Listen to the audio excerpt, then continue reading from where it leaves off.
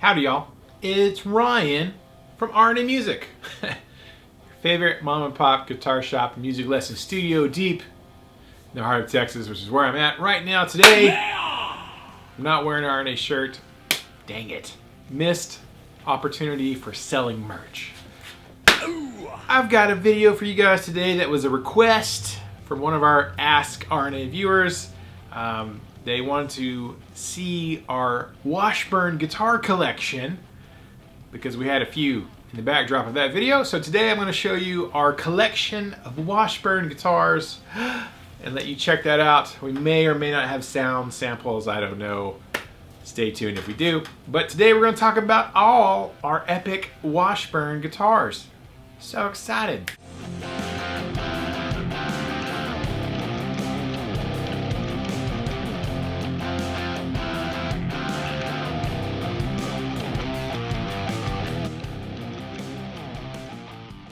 All right, y'all, as I said, Ryan, RNA Music, we are a music lesson studio. We teach children, beginners, and adults, and young adults, and people to play music, piano, guitar, drums, bass, ukulele, rock and vocal lessons.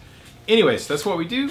We also are a retailer, a small retailer of a very few select brands of guitars and amps and strings and peg winders and crap like that. But first and foremost, I am a guitar player and a musician, and I kind of have a problem collecting guitars. And today we're going to talk about our Washburn Guitar Collection, show you the guitars we got, give you a little bit of stories behind them. So let's get started. I'm going to go in chronological order. That would make the most sense, I think, acquiring the Washburns we acquired. So let's get started. Washburn number 1 is my Boogiestreet Guitars limited edition number, number 12 of only 50 that exist in the world. This is a made in Korea 2000, I think it's a 06. I got it in like February of 2007. This is my first ever Washburn guitar that I owned. And you're gonna see a reoccurring theme here. I kind of got interested in Washburn because of Dimebag Darrell, obviously. We all know he started with Dean, but then when Dean was out of business, he got the hookup with Washburn, and is probably arguably Washburn's biggest artist they ever had. And he was with Washburn for a good 10 years, kind of at the height of Pantera's popularity. So I was aware of Washburn because of Dime. And then I found a dealer in Pittsburgh, Pennsylvania called Boogiestreet Guitars. It was a one-man show. A guy by the name Eric McKenna, who was the premier USA Washburn custom shop dealer. If you wanted a USA custom shop Washburn, whether it was a Nuno, he sold a lot of Nunos. He also sold a lot of Washburn Dimes. In fact, he had the last however many of the Washburn Cross guitars, the actual USA custom shop Washburn signature Southern Cross guitars. Most of those Eric sold, and he had his own run of guitars or batches. This is a dealer exclusive designed guitar, flame maple top, EMG 8185, ebony fretboard, 2-inch thick body, which is not what you typically saw with the Washburn Idol guitar shape. This is the Idol shape, which is their sort of single cut. It's really a single and a half cut because there's a little bit of cutaway right here, which I really like. That was one of my favorite things about this particular guitar. Anyway, this is back in the mid-2000s. He was doing dealer exclusive runs. You could only buy some of these guitars from Boogiestreet Guitars, Pittsburgh, PA. I like this one a lot. I'm kind of a Les Paul guy. I like the thicker body. They get the 2-inch thick body. Yeah, so I got this from Eric, 2007. This was the first one I got. We were broke as crap back then, but we were able to get this guitar. I think one of the first YouTube channels I really watched was Boogiestreet Guitars. So that was Eric. He had his office, and he would get all these guitars in from Washburn, the USA custom shop stuff, and the high-end Korean custom stuff. And I don't think the channel's there anymore, but he would get on and he would talk about the guitars. He would tell you it's got a Tone Pros bridge, and it's got an EMG thing, and it's a 2-inch thick body, and ebony fretboard, and mahogany body. It's, you know, all the stuff. So he basically was kind of doing unboxing videos of massive quantities of guitars and engaging with the audience. I mean, a lot of the stuff that I do and learned about in retail, selling guitars as a one-man or one-woman show, and YouTube, really, I learned from Eric. So Eric was probably my original inspiration for doing YouTube and selling guitars. So this was the first one I got. I love it.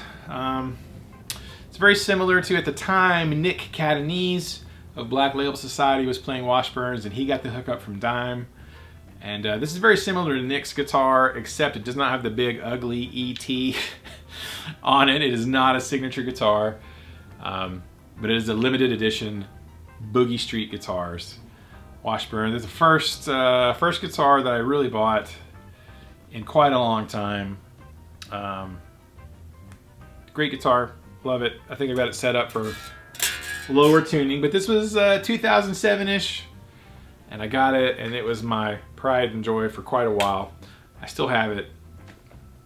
Trans black. This is, you know, I love trans black guitars. So this started the it wasn't my first trans black guitar. My first one was an Epiphone Les Paul, you know, limited run thing that I lost somewhere. But this kind of got me back to the trans black guitars. Love it. Great guitar. Yeah, probably keep it forever. So this is Washburn #1 that I got. So maybe not my number one, maybe my number one, but it's the first one I ever purchased. So love it. Let's move along. Washburn #2. And this is actually will make a great contrast to Washburn #1. So this is the WI-66 Pro Washburn Idol. You can see same shape as the Boogiestreet one I got. Now there's a couple major differences in this one. This one, the main thing is, well, it has a rosewood fretboard instead of ebony, but look at the thickness, right? So this is a thinner body. This is like a 1.5 inch thick body.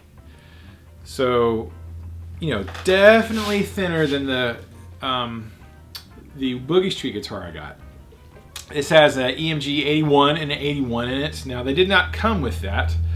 This actually came with Seymour Duncan pickups. So it had this weird voice contour control system or whatever it is. But I got this one back not maybe a year after getting that Boogiestreet one. We were living in Tulsa, and I worked at the Guitar Center in Tulsa for a brief stint of time before I got a real job where I made real money. But I had a good relationship with all the guys at Guitar Center. I left on good terms, and I was a great employee. They loved me. They did not want me to leave, but they could not afford to pay me enough to provide for my family. So I walked in one day, and I saw this hanging up on the wall in the used section. I was like, hey, what'd you give that guy? Because we all know if you've ever traded in a guitar at Guitar Center, they give you crap pricing for it. Now, granted, I understand because they got to turn around and resell it, and they have to resell it for more than they bought it in for, because you got to make money. If you don't make money, you won't stay in business. But I knew that they didn't give the guy hardly anything for trade-in value on this. They're like, we gave him like, you know, $200. I'm like, I will give you $200 right now cash for that guitar. And they're like, okay. Because I was a former employee, and I was a good former employee, and they liked me. So originally brand new, this is a 2005 guitar. Originally brand new, they sold for about $700, $750, $800. So I got this bad boy. It had already been played, had some buckle rash on the back. I didn't care. They replaced the Seymour Duncans with the EMG 8181, which I like EMG, so that was fine with me. The 81 is surprisingly good in the neck position, by the way, if you've never tried it. Grover Tuners does not have a Tone Pros bridge. That's something, I should update that. I should fix that. Rosewood fretboard, great. A little bit thinner body, so it's a little more SG-ish, really, compared to the fat one over there. I've since given this to my son, Aiden. This is technically Aiden's guitar now, because it was a 2005, and he was born in 2005, so I thought that'd be kind of cool. Made in Korea, excellent quality, great playing guitar. I always forget to play it sometimes because, you know, it's his. He doesn't really play guitar, but technically this is his. I play it every now and then. So this is the second Washburn that we ever got. I just like this body shape, man, because it's got the vibe of a single cut, but it has way better upper fret access than a Les Paul does. So for me, the thing with the Washburn Idols was the upper fret access.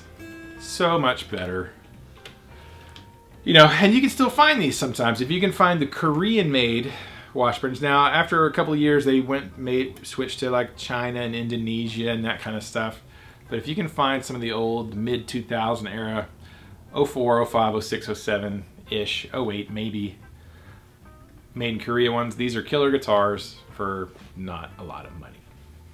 So, Korean-made Washburn WI-66 Pro, great guitar. Fast forward a few years, and that brings us to Washburn Guitar number 3. Now, y'all are gonna, this is probably where I get my reputation about the color of guitars that I own, unfortunately. But, you know, whatever. Washburn Guitar number 3. Yes, another Washburn Idol. Now this actually is a USA made in Chicago, right? This is the Pilsen Idol. So it's got a carved top on it, 2-inch thick body, fat body for sure. Rosewood fretboard with dots, Seymour Duncan custom 59. Both have a coil split, which is kind of nice, so you can split the 59 or the custom. But it's very nice, very versatile. One thing about these, excellent neck joint on this. This would be sort of equivalent to, you know, the Les Paul Studio. So there's no binding, no extra flashy stuff on it, but just a solid made in the USA Washburn. It's a 2006 model. We had moved back to Texas at this point. This was probably, what year did we move back?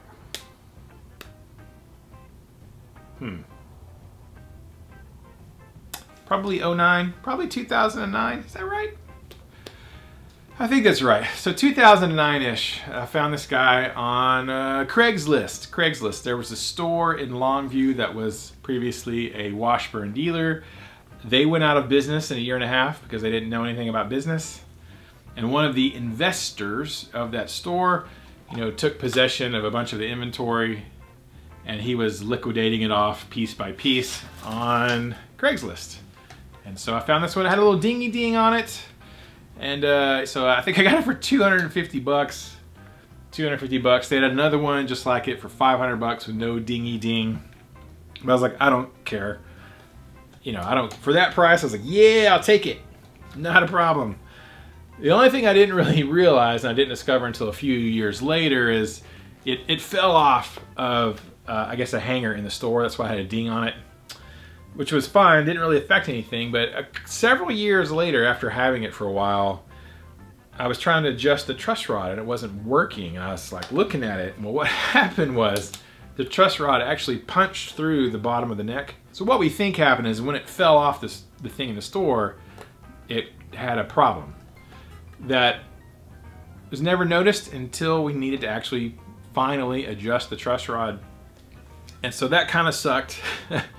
And so I took it to some friends here in Texas, Action Sound. Those are the guys, probably the best repair guys in Northeast Texas, if not all of Texas, in my opinion. And I asked Kelly if they could fix it. She's like, yeah, no problem, we'll fix it. And they just took the fretboard off, took out the busted truss rod, put a new truss rod in. I'm assuming, I haven't opened it up and looked at it, repaired the part of the neck where it had punched through. So replacement truss rod. Now they did me a solid because I've done a lot of business with them over the years and they like me. And so he did me a super deal on it. So It has had a truss rod replacement. I haven't messed with it very much since then. I don't think I've ever adjusted it. I think it needs an adjustment, so I'll have to open it up and make sure it still works pretty good. But yeah, this is my first one. Sometimes you can find these used $600, $700, $800, you know, but this was probably a $1,200 guitar back in the day. Totally on par, actually, in my opinion, better than the Les Paul Studio. The thing Washburn just doesn't have going for it is it doesn't have the brand power, you know, of Gibson, PRS, Fender, but their shop in the USA that was building all these, I mean, it's the same guys who built the production models, built all the freaking custom shop Washburn Dime Guitars and the Scott Ian guitars and the Paul Stanley guitars and the Nuno Betancourt guitars that are insane. It's the same guys building these things back in the day. So this was my third one, I believe. Is that right? No. Yes. Yes, this was the third one. Let's go get number 4. Let me show you number 4. Washburn number 4. Okay. To be fair, I can see where my friends would start making fun of me about the color of guitars I owned. So I guess my 4th Washburn is another freaking black Idol guitar. Now this one is by the same guy as the first one, the Boogiestreet Guitars, Pittsburgh, PA. This was a limited run, dealer exclusive Washburn Idol. Spec very similar to that first one, 2-inch thick body. It's got the binding, Tone Pros bridges. Now this one has a couple of notable differences. It's got the Seymour Duncan El Diablo pickups. So El Diablo pickups, which you don't see very much. And most notably, it has the correct Tony Iommi cross inlays, right? So this was a big deal for Eric because Eric McKenna, Boogiestreet Guitars, a massive Black Sabbath Tony Iommi fan, and he felt like a lot of the guitars that had come out, you know, I think the Epiphone Iommis back in the, you know, mid 2000s or whenever, they weren't quite right. The size or the size or the design of the cross wasn't quite right. So this is meant to be a tribute guitar to Tony Iommi. It's basically, if Tony Iommi played Washburns, maybe this is what he would play. Crosses are in abalone, which I love. Freaking love the abalone crosses. I was a sucker. I remember being, there was the website for Boogiestreet Guitars, there was a forum. You guys remember guitar forums? First guitar forum I was really a part of back in the mid and late 2000s, you know, 05, 06, 07. Met a lot of great friends there, some amazing guys. Anyways, a lot of the guys back then, we were broke as crap, so I couldn't buy very many guitars. But there were some guys on there doing very well who would get like one of each thing that came out from Boogiestreet Guitars. And I always wanted them, but we couldn't do it. Couldn't afford it at the time. And then I came across one of the guys I met. It was a very small guitar forum. Actually, I met Fred Kowalo, who was the tech for Black Label Society at the time, and eventually went on to go work for Megadeth. I became very friendly with Fred, met him in Tulsa one time, and so when he was with Megadeth would come through Dallas, and Fred would get me backstage, hang out with Fred Kowalo, freaking Zakk Wylde's guitar tech, and, you know, guitar tech for Megadeth, freaking amazing guy. But he did all the setups on these guitars because he lived in Pittsburgh, so small world. And a lot of the guys on that forum, we all became friends because we were just chatting about stuff. Anyways, one of the guys on the forum had this guitar, and he lived here in Texas, and he had quite a few of the Boogiestreet guitars, and, you know, more than I guess he really wanted, or he didn't necessarily love this one, but he was looking for an amp, and I had an amp that he was willing to trade for, so we did a trade. So I traded an amp for this. This is called the Fallen Idol. It's also limited run. There were 50 made. This is 29 of 50. It came with a plaque and a certificate of authentication signed by the president of Washburn US Music and Eric McKenna and stuff. So great. So now this is like, woo! I got my fourth Washburn and my second Boogiestreet Guitars Washburn. So super excited about this. I love this one. This maybe started my love affair with abalone inlays, because it is just So nice, so nice. I love it. I don't love the El Diablos, but I don't want to change them. I'm gonna keep them. I keep them in there. What did we say? This was the fourth Washburn. Fourth Washburn. Fourth black Washburn. Although the first one is translucent black, so I think that's kind of different. Trans black is different than black. But fourth Washburn, second Boogiestreet. Yeah. Apparently I have a problem. So at that point, we were back in Texas, and when I got that fallen idol with the abalone crosses on it, well, we already had started RNA Music. We started RNA Music back in 2010, so I think I must have got that one in 2010. And we also already had a love affair with Washburn because really, honestly, started with Dime, continued on with Boogiestreet Guitars, learned a lot about the guitar business from Eric, who I will be eternally grateful for. Just for inspiring me to think, I'm just a dude somewhere that I could do this. Start with nothing and then just start selling guitars and, you know, work hard and it'll work out. So gotten a lot of advice from Eric over the years. Wonderful guy, very smart, businessman, marketer, all that stuff. So we were Washburn dealers. One of the first brands I signed up with, the first guitar brand I signed up with was Schecter. So we became Schecter dealers toward the tail end of 2009. We were technically open on paper for sales tax purposes January 1, 2010. And then we signed up to be Washburn dealers. So we've been Washburn guitar dealers since 2010. And then I think so we ordered acoustic guitars and electric guitars for the shop, and we're selling Washburn budget stuff, the more affordable things for students. And then I bought a guitar for my son, Aiden. You know, I said we gave him that other one, but that was later. So Aiden's first guitar was actually, oh my gosh, this little Washburn RX6, also in black, but it's not mine, so it doesn't count, right? This is a 3/4 size guitar. Maple neck, bolt-on body. I don't know what the body wood is. I've forgot. Probably not anything super crazy. But, you know, real budget tuners, made in China. 2011. But for a, you know, a 7-year-old kid, 6, 7, how old was Aiden? Yeah, about 7-year-old kid. This is a great little starter guitar. We actually sold quite a few of these little RX6s because we're teaching kids, and we get the younger kids, the smaller frame kids, young ladies, 10, 11, 12-year-olds. The 3/4 size works great. They can get their hands around it. It's not too big, it's not too small. Actually makes a great little travel guitar. So this is our 5th Washburn, technically. It's for my son, but it's in our family. It's a great little guitar. He doesn't, like I said, he doesn't really play that much, but this is also his guitar. After this, when he got bigger and older, is when I gave him that other one, although he still doesn't really play guitar. But yeah, put a little cross, automotive sticker metal thing on it. It's kind of fun. Yeah, it's a great little guitar. I keep meaning to, I bought some EMGs. We were going to upgrade it, put EMGs in it, replace the tuners, and just sort of like pimp it out, make it a much better guitar by replacing the guts and stuff. I've just never done that yet. But yeah, our 5th Washburn, also black.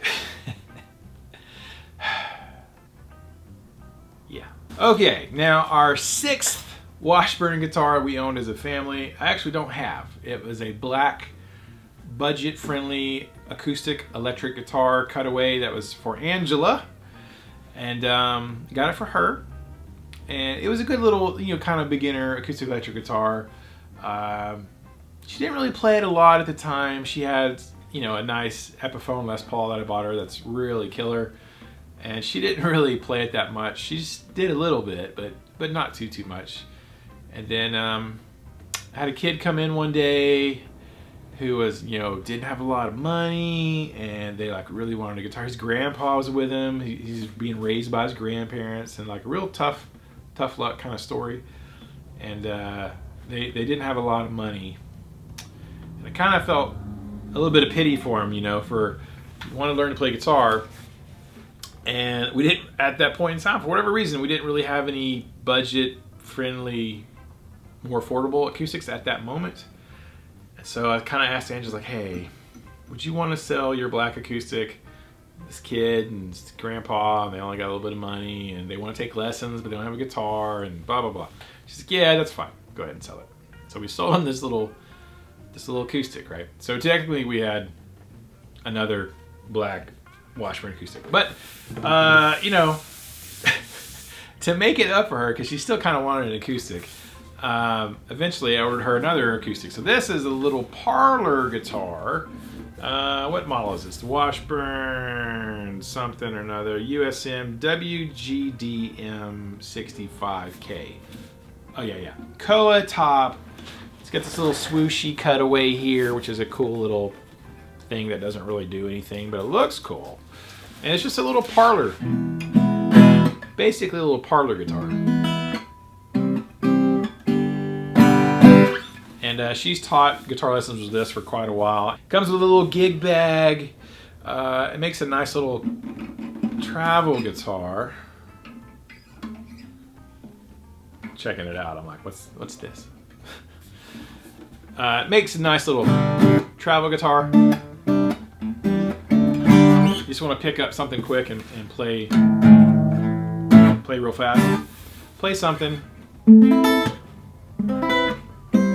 Doesn't project a lot of sound, you know. I wouldn't perform with it necessarily on stage. It doesn't have any electronics. It does have this little rounded comfort edge, which is a thing with Washburn at the time. It's just a cool little guitar. And it's not black. Yeah, our first non-black Washburn. So this is Angela's, and it sits in her lesson room, and so she does use this in lessons with her kiddos. And yeah, I kind of forgot about the black one. Dang it! So that was another one. What did I say? That was 1, 2, 3, 4, 5. So the sixth one we don't own anymore. So this is technically our 7th Washburn. The 6th one we don't own anymore. 6 black Washburns in a row. 7th we finally got some color. Yeah, okay. And that brings us, I guess, to technically our 8th Washburn. Although 6th that we actually, no, 7th. Good Lord.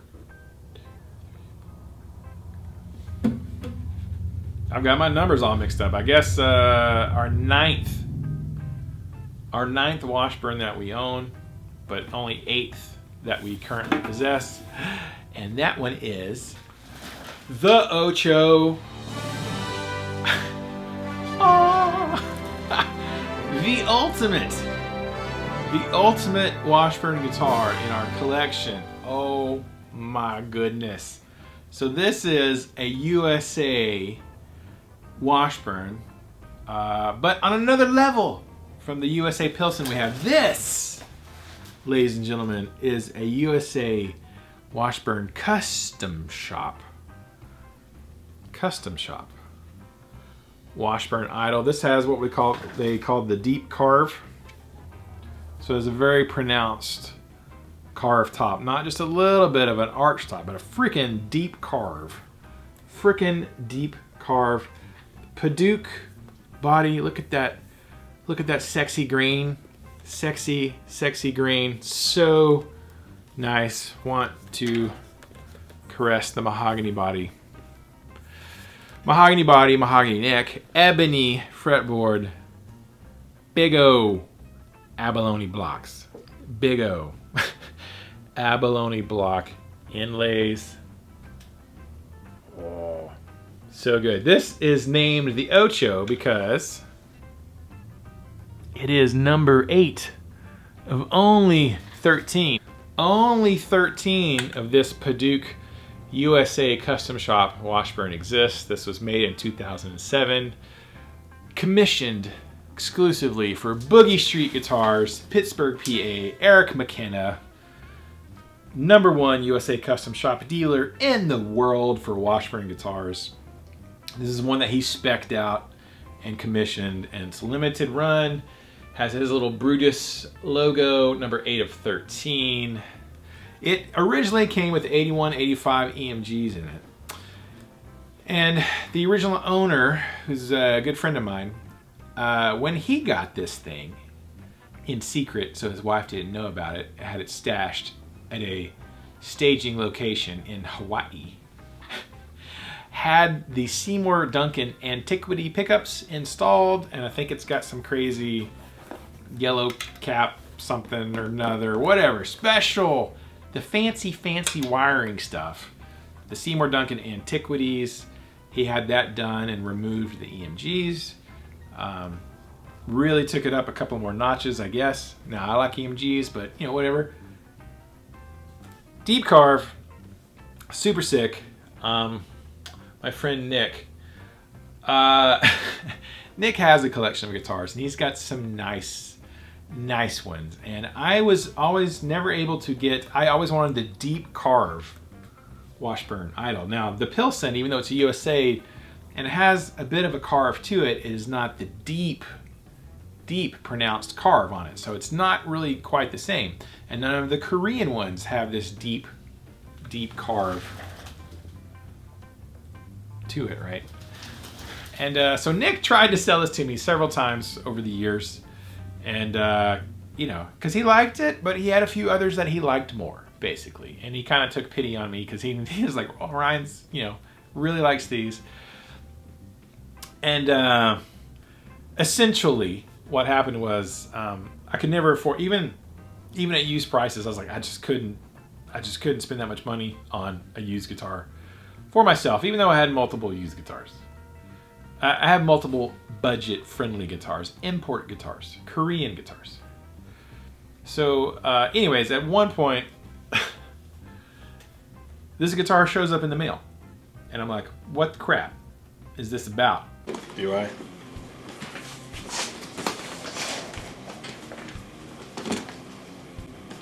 No way. Ooh.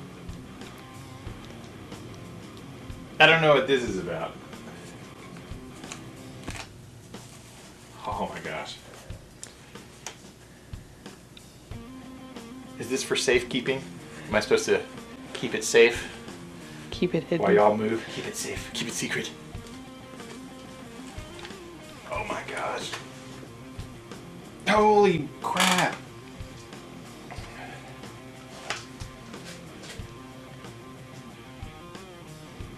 Wow.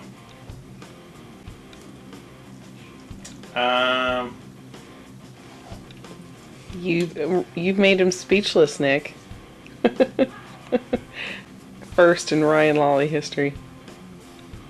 I don't know what this is. So this is Nick's custom shop Ocho guitar. Actually, I'll play this.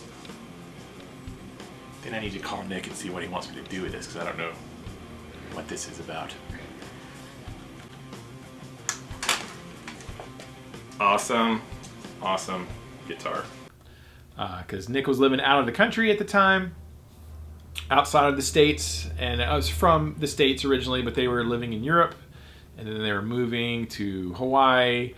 And I thought, well, maybe he's just shipping it here for me to kind of like hold on to it, gently keep it safe until they eventually come back to the mainland at some point in the future.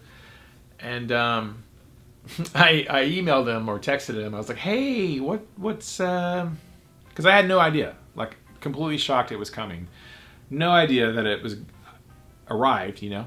I just thought I was getting a t-shirt, you know, from Germany. I was like, hey, I like a t-shirt from Germany. I've never been to Germany. That would be rad.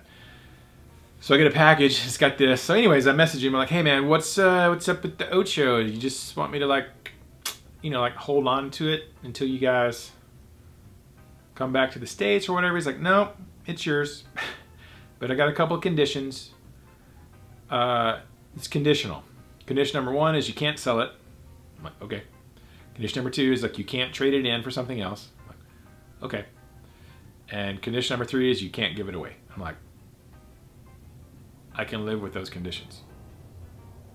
like, oh my God. And then basically he was telling me, like, you know, he would never really be able to get what it was worth used trying to sell it. I mean, he was just really going to have to just take a significant loss financially on it, selling it used, because despite the fact that this is an exquisite guitar, I would put any of the USA Custom Shop stuff of Washburn made for Nuno or Dime or anybody else up against, you know, PRS, core model stuff, wood library, you know, whatever. I mean, it's all exquisitely made stuff by some master luthier builders. However, Washburn as a brand does not have the most amazing branding power, right? And we all know branding matters, and you pay for, there is an element of you pay for the name on the headstock. It just is. We've all played guitars that played as nice or as better as more expensive other ones, but they're just not in demand. Supply and demand is a real thing in the world. So basically, since he was like, I'm gonna have to like eat it and take a significant loss on this thing, I'd rather see it go to someone who really wants it and is going to play it, and is going to use it, and is going to cherish it. And that's what happened. And there's an unboxing video on our channel. If you go back, there's an unboxing video of me opening up the Ocho, and you'll see my look on my face. I'm like, I don't know what this is. I don't know what this is about. And it was really kind of crazy because I've never had anyone in my life ever give me anything material other than life. You know, my mom gave me birth. That's great. No like material possession thing that really kind of meant so much and was really of that value. You know, I've never had anybody give me a guitar. I mean, my parents bought me a guitar when I was a kid, but it wasn't like great or not fancy or nice, or it wasn't even really what I wanted. You know, I didn't want the guitar they got for me, so it was a struggle to kind of play it until I bought my own guitar that I really wanted. So it was a tremendous act of generosity that I will never forget, and made a huge impact on me. And I do play this guitar from time to time. You'll see it. It generally stays at the house. Usually it's with me at the house. I use it for special kind of occasions, and I like to bust it out and play it every now and then. Definitely the most luxurious guitar in my collection. And it was a gift. And there's no way I would own it if it hadn't happened that way. We're dealers for guitar brands that build some exquisite guitars, and I don't even own any of those, even though I really, really want one. Because even when you're looking at like a $3,000, $4,000, $5,000 guitar that is exquisitely made, the dealer cost on those is significant, right? It's not chump change. You know, I don't know if y'all know this, but the markup price on guitars is not crazy, especially after paying shipping charges and processing fees and all this kind of hot garbage. The markup on guitars is not extraordinary, especially if you're a small dealer, right? So I don't even own some other guitars that I would like to have. So to be gifted an amazing work of art is just speechless. So thank you, Nick. You are an amazing human being, and I will always be in your debt, and you have my utmost gratitude. And I also want to thank Eric McKenna from Boogiestreet Guitars, who's kind of retired from the guitar business now. He's gone on to some other fields, and he's doing amazing at these other jobs, other fields he's in. He's a realtor, he's a podcaster, freaking phenomenal guy, killing it. He may or may not, every now and then he'll post pictures on Instagram and Facebook of Washburn custom stuff they did back in the day, the Boogiestreet years, he'll call it. It was in business for like 13 years that was his livelihood, selling guitars. Brand new USA custom shops and high-end limited runs. I mean, he was the guy. he may tip his toes back into the business at some point in the future. I don't know. He designed his own guitar and he was going to launch his own guitar company, and it never quite panned out. But he keeps teasing stuff. He keeps teasing stuff. And now I'm actually in the position to, I talked to him the other day. I was like, hey, you want to relaunch that guitar brand that you designed? I know some guys. Like, I know some guys. You have the design, they can build it. Yeah, I mean, he had a couple of prototypes built and it was never finalized. But I got a few connections at this point now. We've been in the business for 11 years. So we've been in the guitar retail business and teaching business for 11 years now as RNA Music. So maybe in the future, I will be able to return the favor and inspiration behind, you know, getting into selling guitars and doing YouTube. Really, first YouTube channel I really watched ridiculously amount of every single time something came out was Boogiestreet Guitars, Pittsburgh, PA. And it was just Eric behind the camera talking about guitars, talking about their next designs, talking about their next limited runs, talking about their models. And I watched everything that came out, super active on that forum. And in a way, really inspired a lot of us eventually doing YouTube. So, huge amount of thanks to Eric. Huge amount of thanks to my friend Nick, who is a gem of a human. And there you go. Cool note, Ola Englund got his Washburn Southern Cross guitar from a guy in Australia who used to be on the boogie board.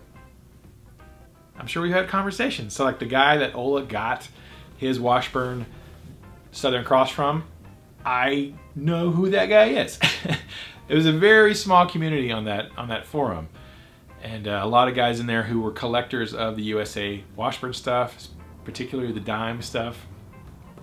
Frank. So like, it's friggin' Frank. Ola knows Frank. Oh my gosh. So, crazy stuff. Anyways, Rabia Masad. Some of Rabia's old videos playing his Nuno a lot, you'll see him wear a Boogiestreet Guitars t-shirt. Because, of course, if you wanted to buy a USA Nuno, you probably got it from Eric back in the mid-2000s. And so that's where he got at least one of his Nunos. So you'll see some videos about that. Funny thing, I don't have it on now, but our lion, not our lion logo. Boogiestreet had the lion logo. It said BSG Guitars and a little lion coat of arms in the middle. That was actually totally inspired our RNA music with my Phoenix in the middle. So it was like 100%. There's a lot of inspiration I took from Boogiestreet Guitars. So love those guys. Super grateful for their journey and being able to sit back and watch. And yeah, this was the final guitar in the Washburn collection. I don't really have any other Washburns necessarily on my hit list other than I really want a Washburn Dime guitar. Unfortunately, there's not a lot floating around, or the ones that are around people are holding on to, because after Dime left and went to Dean, it wasn't real long after he left that, you know, he unfortunately passed away. And so the Washburn Dime guitars exploded in value and scarcity. And yeah, so I don't really want a Dean Dime. I've played a few and I've had a few come through the shop, and you know, I'm a huge Dime fan and would probably get one, I guess. But what I really want a Washburn Dime. If I'm going to get a Dime guitar, I'm going to get one because I am a Dime fanboy, 100%. But I want a Washburn Dime. And particularly I want a Southern Cross. Or Eric did do a limited run. There's a limited run of Korean-made guitars that are basically tributes to the Southern Cross, and they're just called the Cross. They do not say Dime on the headstock. They weren't allowed to put Dime on the headstock, but they did have permission to make a batch of, I think there was like maybe 50, either 50 or 100 of them that just say the Cross, right? and it's a Korean high-end version of the USA Custom Shop. I would love one of those. So that one, I don't know that I'll ever get a USA dime because they are just so expensive. But that would be, if I get another Washburn, it'll be another Washburn idol that I get a steal on, because sometimes I stumble across steals of deals. Or a dime. A dime is what I want. That's what I really want. All right. Thank you guys so much. I hope you enjoyed me ramble on about our Washburns and their stories, how we acquired them. And yeah, there you go. I don't sell a lot of Washburn electrics anymore. There was a period of time where they moved manufacturers. No Washburns are made in Korea anymore. The electrics are all made in Indonesia or China or Vietnam. And they're fine guitars, but I was smitten with the Washburn Idol, and particularly the Korean level ones. Now we have continued to sell as many of the Washburn acoustics as we can get our hands on, because I think they make a phenomenal acoustic for the price in their price point. I really think they're undervalued. You get a lot of guitar for your money when you get a Washburn acoustic. I'm not really in love. They did a redesign of the Idol for a while where it looked more like just a Les Paul copy instead of this epic, sexy lady with curves in the right places. They were chasing that Les Paul market. I'm like, don't chase that market. Do this because it's unique. But anyways, that's enough of me yammering. Hope you guys enjoyed this video. And if you got Washburns, I'd love to hear the story down below of where you got it, how long you've had it, what you've got. And we will see y'all in the next video. Until then, keep the music alive. The music needs you. We need the music. We need to keep it alive for the next generation. Somebody find me a Washburn Cross. At a real cheap price. Because I got kids to send to college. Alright, thank you guys so much. We'll see y'all in the next video. Bye.